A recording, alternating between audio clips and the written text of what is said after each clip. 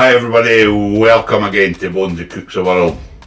Tonight I'm going to show you how to make chippy sauce. Most chippies in Edinburgh had these sauce recipes, dates back away to the 1920s, that's when this sauce came about. Gold Star chippy style sauce, brown sauce. This is the original. This sauce was made by Walter Black Foods of Glasgow. It's probably how it's more prevalent across Scotland and North of England due to distribution zones and that.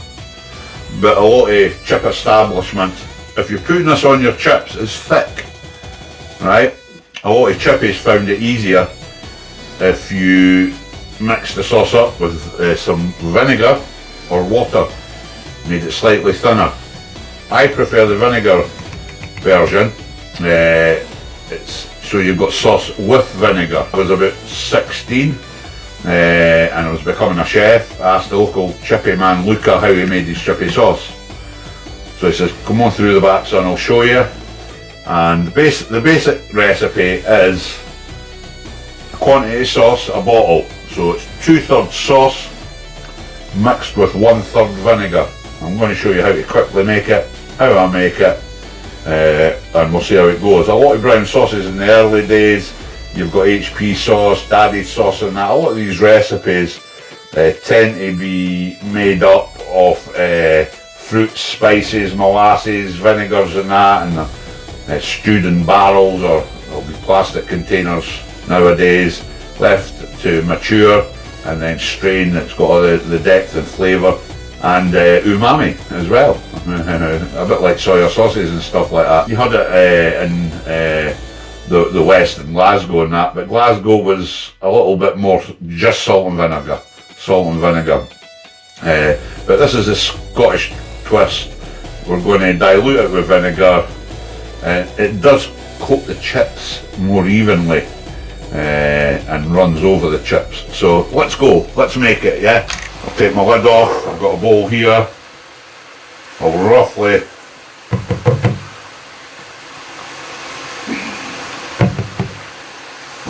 take out 1/3.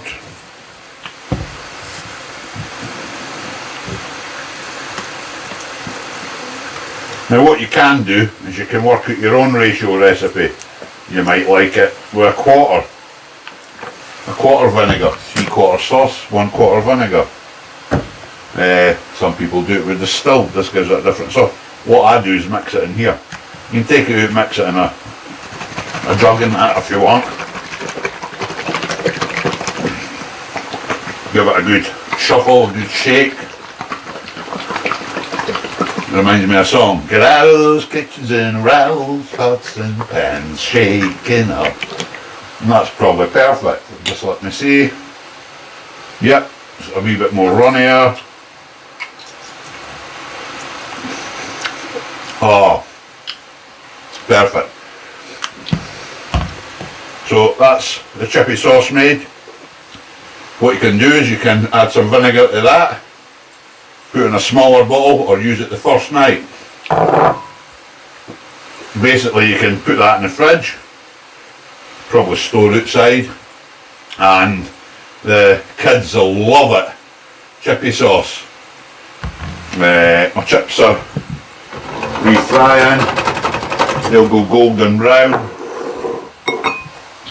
When I was a youngster, when you went in the chip shops, I'm quite sure it was the same over Britain, they used to serve the chips in newspaper, sports edition, and they would probably have greaseproof paper, that's what they had, and you go and get a bag of chips. You used to get bags of scraps, the batter scraps as well. It was kind of banned in chip shops and that due to health and hygiene, people touching the papers could have been lying anywhere that the chippies got. A lot of chippies now have printed greaseproof paper, and you get a lot of them in boxes as well now, which is good. But for me, I want a bit of nostalgia tonight. Mum and Dad, grannies and grandpas, they'd make me some chips, wrap them up like a chippy shop, and throw me out the house onto the streets back in the early 70s. Where you going to have your chips, enjoy yourself. Homemade chips were obviously a bit cheaper to make than buying chippy chips. But also what I used to do was collect empty juice bottles when I was young. I think you got 10p. I'm sure if you had 5 juice bottles in at the chip shop, you'd change them in, you had 50p for a poke or a bag of chips. And then obviously you'd ask for Baroon sauce, as we say here, Baroon sauce. Chips are ready. Lift them up a wee bit. Give them a wee sugar to drain. I can smell them. Now obviously what they done was in the chippy, they cook the chips and they go into the hot holding cabinet where they scoop them out. I might do some reviews in chip shops and that across Scotland. Might even go to England. England have got good cod and chips. Up here we use a lot more haddock. Chips, I've had to drain the oils off of them. Put them onto the paper. I put some salt in them. I'm using smoked salt, I love it. This is Malden oak smoked sea salt. I'll put my salt on. Remember, these chips are hot. So you're getting them to the bairns and the kids. Treat them.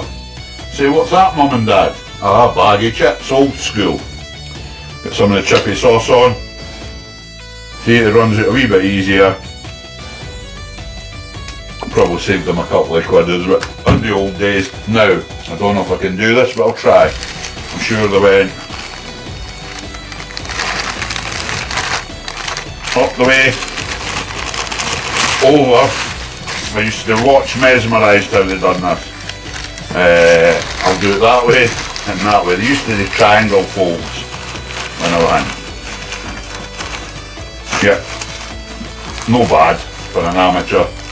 And then it was just a case of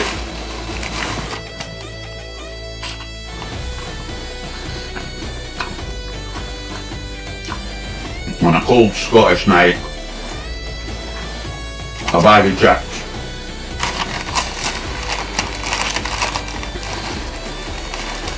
If you collected juice balls, you could get a bag of chips. If you had pocket money left, you could buy a bag of chips. When we used to get 5 pence a day and 25 pence on a Saturday. That was 50p a week pocket money. Anyway, back to the chips. They smell different coming out the newspaper. Holding a warm newspaper on a cold Scottish day, and the chippy sauce is absolutely amazing. This brings back so many memories in my childhood, and my grandparents, my mum and dad and that. Try it and give the kids a wee treat. You can maybe wrap them better than me. So that's chippy sauce. Leave a comment what you think about it if you try it, and leave comments, anything you want me to try and do to better some of the food that you make in the house and that, or anything you want for barbecues.